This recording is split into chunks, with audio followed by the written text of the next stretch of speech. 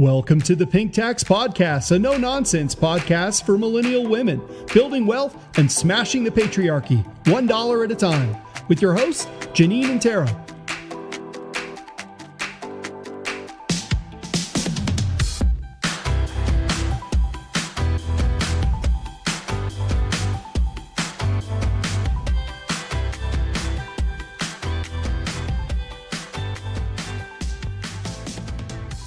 Hey Tara. Hi Janine. How are you? Good, how are you? Good. Are you excited to smash the glass ceiling today? Yeah, I would love to. I would love to do that every day. Fair enough, but we're definitely going to be talking about that today, and we're going to give you some statistics and information about the wage gap, and then we're going to empower you to go ask for that raise that you deserve. Awesome. I like it. Let's dive right in.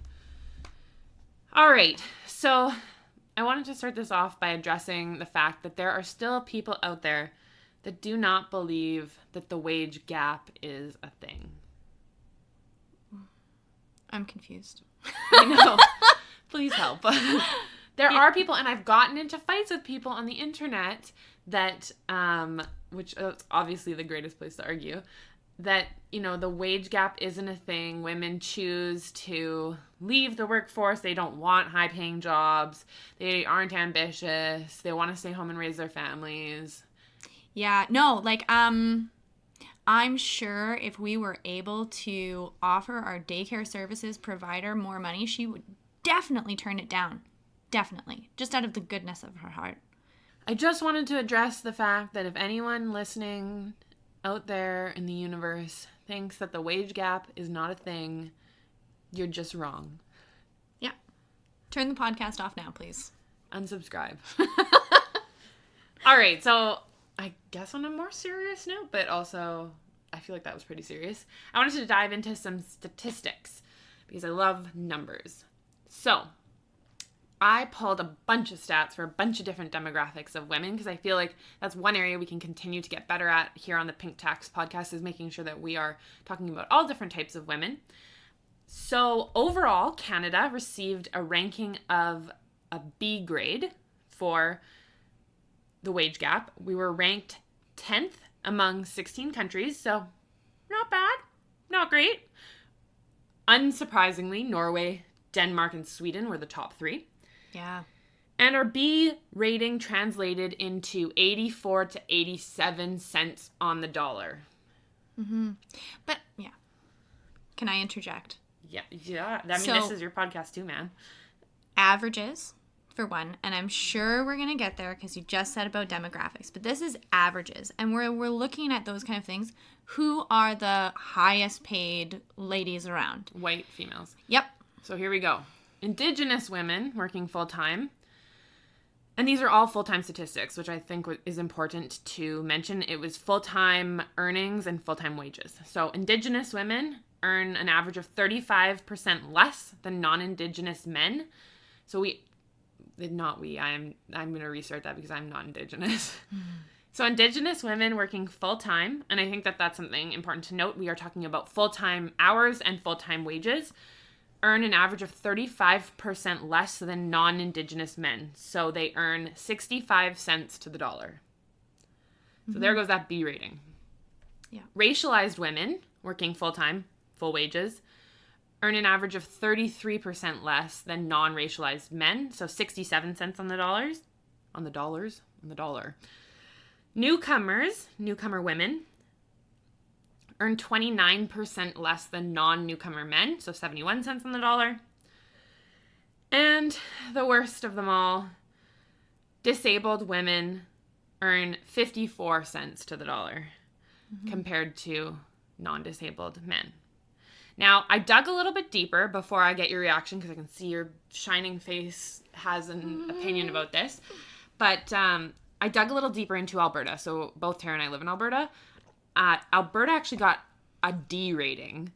We have the third highest gender wage gap among 26 regions in this report. And our difference in median earnings was closer to 25% between men and women, and only Japan and Newfoundland were worse than us. Mm-hmm.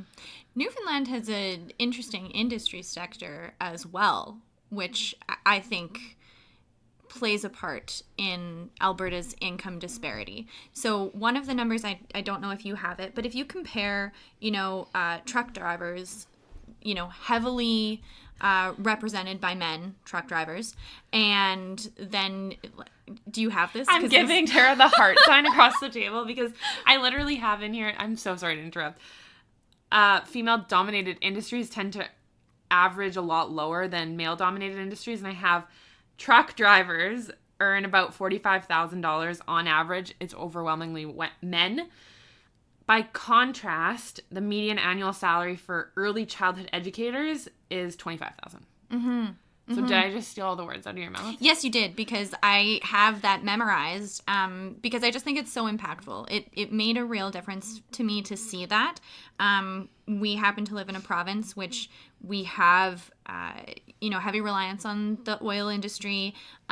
It's male-dominated fields, and then where we have women-dominated fields, if that's how you want to put that, they're making significantly less than what the men are, just because the men in the male-dominated fields are earning so much more than they might earn in other provinces, jurisdictions, areas. Totally. And there's a lot of factors that I actually wanted to dive a little deeper in. And if you can't see us, which you can't, I did a little dive action.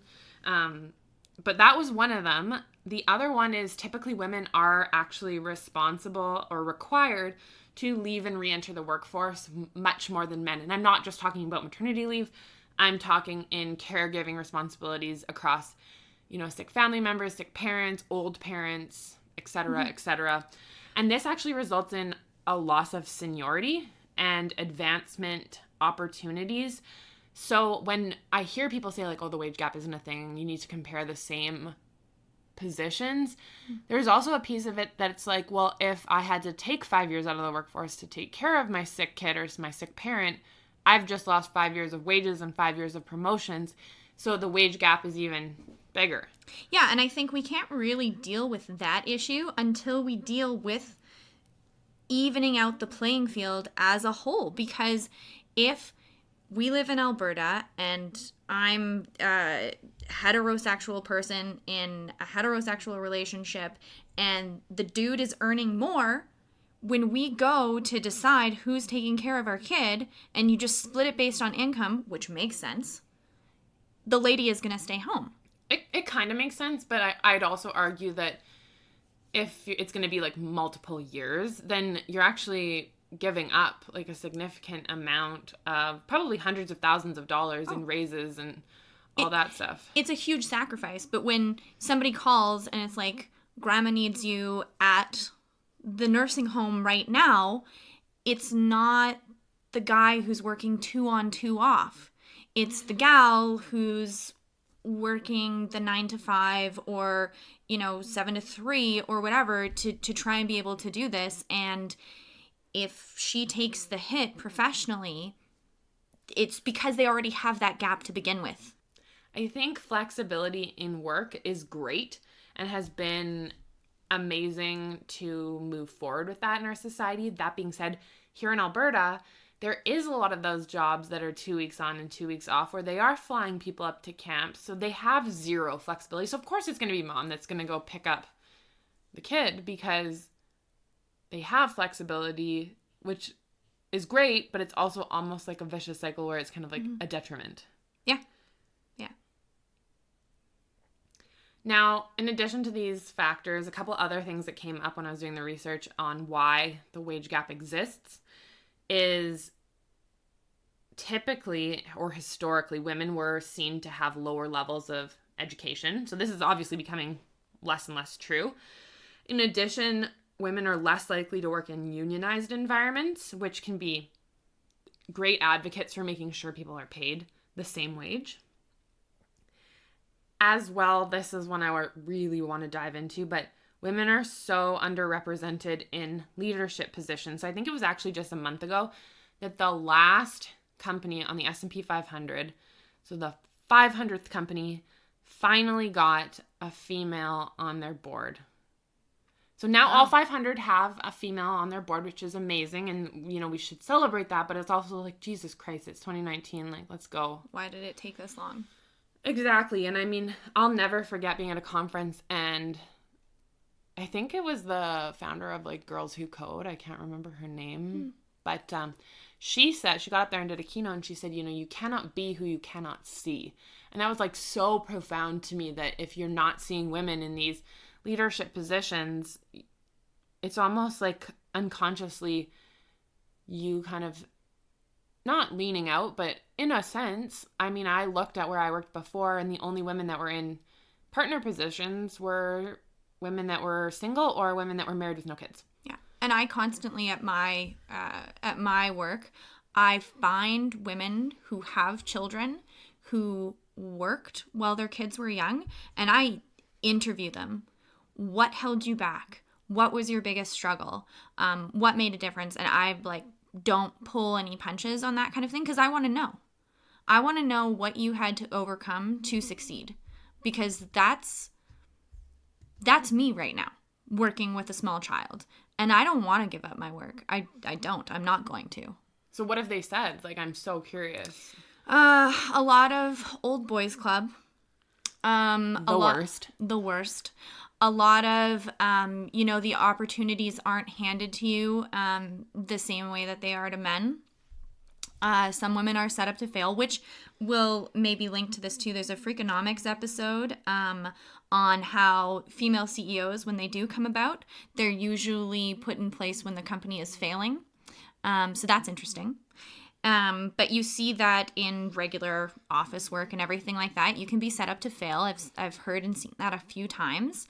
And then even from the daycare or the nursing home or whatever, my partner and I, we're both listed as contacts. And you get the form and it says, call this person first. I was called first several times. And my first question was, did you call my partner? No. And he's a higher income earner in our relationship, but he has more flexibility, and we made the decision that he's the first call. I'm not. And so that's like something that's so societally ingrained in, even the daycare workers or the teachers or the nursing homes, that they're just going to call the female first. And so, I don't have all the answers for this, and I know you don't either. I mean, if we did, we would for sure solve it. But what can you tell some of our listeners to do in those situations when they are, set up to fail, or they are called first on the daycare list when they shouldn't be? Like, what advice can you give? Yeah, I think, unfortunately, from my personal experience and from other people that I've talked to, you're going to have to outperform. Where, any marginalized person is going to have to outperform. So you have to outperform, you have to be more prepared, and if you're a mom, it's going to come with a ton of mom guilt, and there's going to be a bunch of people in society that are pushing against you, and you have to just stay strong and have a good partner at home. And if they're not a good partner, find a good one. Like, really. Seriously, I was reading an article that Tara actually shared, and it linked me to a TED Talk, and one of the items she talks about, she created a company from the ground up. One of the most important things, and I think I've mentioned this in an episode before, is you can't undervalue how important it is to have a supportive partner in a world where we are trying to fight for equality. Yeah. I support my partner and he supports me, and it's equal. So when we talk about unconscious bias in the hiring process, in promotions, in compensation practices, what has your experience been with men that maybe aren't aware of it? Yeah, even men who are aware of it, and even white people who aren't or are aware of it, it still creeps in, because you hang out with people who you're like, in the office, outside of the office. It's much easier to invite the person that you're like, or who also likes that particular sporting event, out for a beer. So I think even when they're aware of it, if you have the opportunity to bump someone up, if you have the opportunity to sponsor someone, if you have the opportunity to speak up for someone who's not in the room, you're going to do it for your friends first. And even if you're aware of the unconscious bias, if you're not actually stopping yourself and saying, wait, I'm not just going to put my buddy forward for this. I'm going to find somebody who's different than me, who looks different than me, who has been meeting and exceeding the same KPIs as my buddy, and put their name forward first. And, if there are any men out there listening to this, my ask of you would be to do exactly that for women, which is, I know it's sometimes easier to go out for beers with the boys and golf and have a team of four. Is that what they're called? Foursome. A foursome. I was like, does that sound sexual? I don't know. It does a little. It's weird. Yeah, I don't know about golf. But, take a step back and ask yourself if you are a white male. And this is not like, I love white men. Like, they're great. Men are great. But ask yourself, if you are stepping up for someone who doesn't look like you, because so often I see people hiring for positions and the person that they hire is like pretty much their identical twin. Yeah, and I think I'm aware of that too. Like, I'm aware of the privilege that I carry based on what I look like. And I work with people from different backgrounds and everything like that. And even if they're not the person that I have a personal relationship with, it doesn't mean that they're not the best person for that role. And it doesn't mean that they're not the person that I should advocate for in that case. For sure. I mean, I asked white men, but it obviously extends to anyone with any sort of privilege. And it's important to, pause and check your unconscious bias. Mm-hmm. So moving on from the wage gap, one of the ways that you can start to close that wage gap, obviously demanding more from your partner, from your boss, from your company, but also asking for a raise. And so that is something that I wanted to talk about today, because I think it's an actionable step that people can take, more specifically women. And it's something that can have a huge impact on your earnings and career long term, because you're kind of seen as, for lack of a better word, a badass bitch. Mm-hmm. And I just negotiated myself a nice little 10% raise. That amazing. I was just going to say, like, tell me your experiences with negotiating your raise, and congratulations. That's awesome. Thanks. Yeah, I always come fully prepared. I know what, the average is. I kind of have an idea of what they're going to offer me. And then I always have a value statement where I am now, what I'm contributing now, where I'm going to be in the future. Name dropping is always fun too, if you really need to. But yeah, like, know who you are, know the connections that you have, and know the value that you're bringing to your organization, group, team, however you want to look at it, and just stick to your guns. Have your bottom line. And if they don't meet it, go somewhere else. And I feel like you just stole all of the points I was going to make. But sorry. No, I wanted to break them down a little bit more specifically, but that's amazing. That's exactly what I would tell people to do. Especially with the wage gap, something as little as even 5%, people don't think is a lot of money, but that can add up to hundreds of thousands of dollars over your career. So it is something that is, worthwhile to be uncomfortable with for, it's 20 minutes of uncomfortable for thousands, if not hundreds of thousands of dollars. So yeah, definitely go and get that. A couple points I wanted to make, and again, would love to hear your experiences on this. One of the things that I think is important to remember, and as women, I feel like, we've been taught for so long to, stay in line and follow the course of things, but it doesn't necessarily, and when I say it, I mean asking for a raise doesn't necessarily have to be exactly in a promotion cycle or a performance cycle. So you don't have to wait until that, every year at that same time. No, yeah. Oh, definitely not. And I mean, that might help you with negotiations and stuff too. Wait until you have something in your back pocket that you can pull out and say, I am deserving of this. And it might be every 6 months. It might be every year. It might be a year one time, 9 months the next time. It's going to change based on who you are. And on that point, keeping a list or an Excel spreadsheet or whatever of, the value you've added and contributed to the company in a notebook or a calendar or whatever is a great practice so that you don't forget when you're looking back over the past year what you contributed. And, hard numbers are always great. Like I increased whatever by 10%. So writing those down can be a great way to negotiate, a higher salary. I would say for myself, one of the ways I've, ensured that I was getting promoted is most companies for like the next position up have like a list of whether it's like things you need to be doing or, benchmarks you need to hit. And I just import those all into Excel and just start to write notes, take some time every month and add in like what I've done and what of the things that I've met. And once I've met all of those at the next level, I will send it to my boss and be like, so I'm already performing at the next level. Mm-hmm. Let's talk about a raise or a promotion or whatever. Yeah, and I do something very similar. And I'm also cognizant of, you can come in at the lower level of that next bump. So say you've met the performance indicators or whatever that would get you that next level.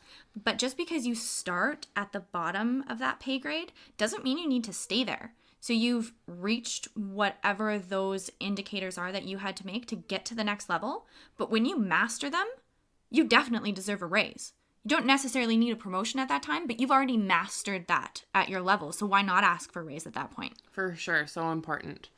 And one of the things that I thought was really interesting that I read a couple of years ago was giving a range when you're asking for a raise. And I think that this is interesting and can work when you have a good relationship with the person that you're asking for a raise for, because typically they don't want to give you the lowest number. They don't want to seem cheap. Right? So there's a little bit of psychology into this, and some of my negotiation tactics have come from the book Never Split the Difference, which is a fantastic read. It's an ex-FBI or CIA hostage negotiator. Cool. And it's a really good read because obviously if you're negotiating a hostage situation, you can't split the difference. So he gives a lot of actionable tips, and the range when you have a relationship, if you say, I want between 60 and 70,000, is it likely you'll get 65? Probably not. Is it likely you'll get 70? Probably not. It's probably more likely that you'll get 62 or 63, just because they don't want to give you 60 because then they'll seem cheap. So, have your number in your head where you want to get. So let's say I wanted 63, then I would give my range of like 60 or 61 to 70. Yeah. And again, it doesn't always have to be an even number either. Sometimes having an odd number, and this is something I learned from that book, actually makes it seem or makes people believe, whether this is true or not, that you've put more time into calculating something and that you're more secure with the number that you're asking for. And so I thought that was an interesting tactic as well. So instead of asking for 63,000, I would ask for 63,420 or something like that. So yeah, I like that. I do too. And we use that actually for negotiating the price of our house. Yeah, I was going to say that's how we looked at house price negotiations as well. Because if you have a weird number that ends in a 4, they're like, ooh, they must know something I don't. Exactly. Like they must have some insider market knowledge. Yeah. And they're less likely to question or push back maybe on that number. One of the things that we were that we came across actually when I was, finishing up frantically 2 minutes before we recorded this, was getting salary information, like Tara mentioned, researching that information on websites like Glassdoor. And I found myself down a deep Google hole, and I came across, it's on the Career Contessa website, and we will totally link this because I think it's a fantastic resource. It's called the Salary Project, and basically it's similar to a Glassdoor, but you can kind of sort this database by, salary, by title of job, by industry, by age, by location, and you just have access globally. So it's not just the US, because I did put in all my information for Canada, available to you to use as data points. And I mean, Tara, you've had some experience using that market research when you go in to negotiate. How has that worked for you? Really well, because if you know what everybody else is being paid, I also ask my coworkers too, what did you get? Like, I want to know. Yeah, it's been super helpful because knowing the market average, you can say I am not at, my factor should not be 1.0. The value that I'm providing in this role is definitely more than market average. And something to remember on that is your employer wants to keep you because, recruiting, if you walk over $4,000, let's say, because $4,000 is not that much to a company, but it might be, a significant raise for you, or 5,000 or 10,000 or whatever. Mm-hmm. I don't know why I picked 4,000, but it costs like at least $20,000 to hire someone new, and kind of start to get them trained, and then there's a ramp up period. So it's in the company's best interest to also appease you in that sense if you are a strong worker, and asking your coworkers is so important. And if you are a man, that is something that I think is so valuable, is talk to your female coworkers about their salary. Make sure they're getting paid the same amount as you for the same role. I was super disappointed. One of my coworkers was a man, and I asked him what he made coming in at the level that I was going to be promoted to, and he said he wasn't comfortable telling me, and I was super disappointed by that. But, sometimes company culture is like, don't share salary information. But there are websites out there like, Glassdoor and this salary project database, which is really interesting. For the corporate culture, like not sharing your salaries, I don't think it's actually a positive thing for corporate culture to not share salaries. For sure. You want to ensure people are progressing. You want to make sure people are happy in terms of retention and the cost to hire and everything like that. And at the end of the day, a good employee, a great employee is invaluable, especially if you're dealing with customers, which every industry is now. Everyone has a client at some place down the road. So make sure that you keep your people, and sharing salaries is only going to help, because if you don't share your salary, the competitor will. And that, you just jogged my memory. If you can't, start to get some of this information from your coworkers, there's nothing wrong with if a competitor reaches out asking what the range is for that position, and knowing what you could get by walking across the street. And maybe you love your company and you don't want to leave, but at least having that information is incredibly valuable. Mm-hmm. And what total compensation looks like elsewhere as well, right? Like what is your company's top competitor? What are they offering in terms of total compensation? Like the continuous learning will be huge going forward. What are they offering for that? What are they offering for pension? What are they offering for matching? What are they offering for maternity top up? And are you being compensated in your base salary if your benefits aren't comparable? For sure. So many ways to look at it. And information is power, and I know in the past companies have not wanted employees to talk about this, but that's because they don't want employees to have the power. So let's put the power back in the employees' hands, and let's be open to sharing salary information with our employees, and let's get that wage gap closed. Yeah. So the last piece of advice that I came across that I thought was super interesting, and practice asking for a raise and recording yourself. And make sure you actually sound confident, and make sure you actually, are remembering all those points that you need to be asking and bringing to the table, and all of your value statements. And I've never actually done that for asking for a raise, but I think if it's your first time either practicing on a person or recording yourself, I think could be super valuable. Yeah. And for me, it's not the sound of my voice. For me, I have nervous tics. I know I have nervous tics. And when I'm in those situations, I'm aware of, how long I'm maintaining eye contact for. Am I playing with my hands? Now is not the time for that. I can get that fidgeting out before or after, but not during that meeting. For sure. And once you start to understand your nervous tics or your filler words or whatever it is, you become like hyper aware in those situations, because your cortisol levels are up because it's a stressful situation. So maybe you're filming yourself if you do have, a nervous tic that isn't just a filler word, maybe it's playing with your hands, maybe it's pulling on your hair, maybe it's picking your nails, and be able to review that and be mindful of that so that you aren't actually doing that in a really important meeting. Mm-hmm. Yeah. I like to practice on my partner. He gets a lot of this of, I'm going to do this. So I need you to sit here for the next hour and I'm going to talk to you like you're person A or B. The worst, though, is when they don't say what you have in your head for them to say as a script. You're like, that's not what I wanted you to say. That's not type A personality at all.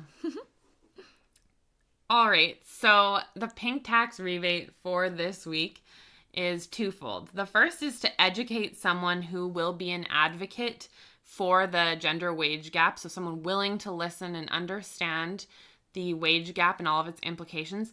And the second is to start to put together your case for your next raise, because that's going to come up sooner rather than later, and you need to be prepared for all of the ways that you as a fantastic woman have added value. Thanks for listening, and we'll see you next week. We hope you enjoyed this week's episode. As always, please subscribe to our podcast on iTunes and leave a 5-star review. Follow us on Facebook, Twitter, and Instagram to share your money story using the hashtag FemFinances.